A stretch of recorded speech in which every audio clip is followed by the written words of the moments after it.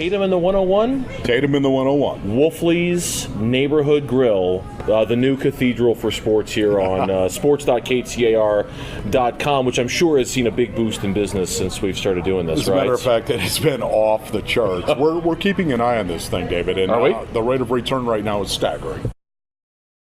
I thought the defense did really play an excellent ball game.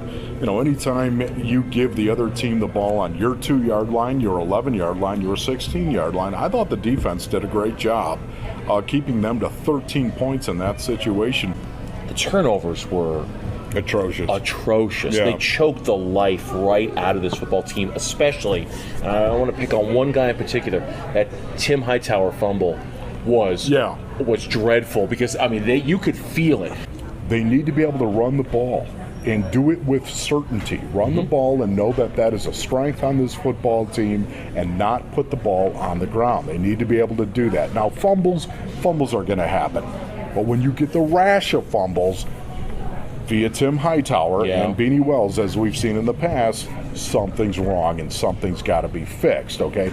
Max obviously didn't play very well, and he needs to elevate it to. He looked lost. Didn't it look like it was too big for him yesterday? Like it was too big, much, too early, too quick. Okay. To me, it was all coming down. Did he look affected by playing at Quest Field? Yeah, I think Max Hall would be the first one to tell you that.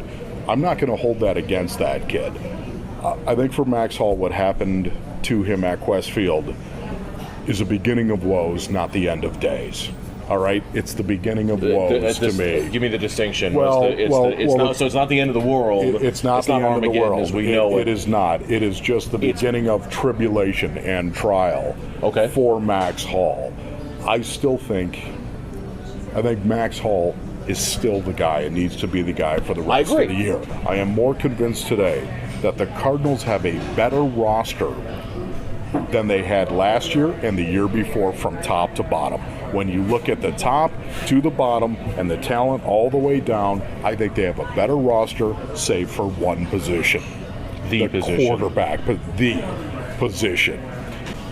Why is Mike Singletary still talking about getting this team in the playoffs? All you have to do is say, you know what, we're not going to worry about the playoffs right now. Bingo. That's all you have to do. Quit asking me about the playoffs. If I would hear my head coach say that, at that point in time, where we are 1-6, you think he'd lost it? Embarrassed. I'd be embarrassed for him.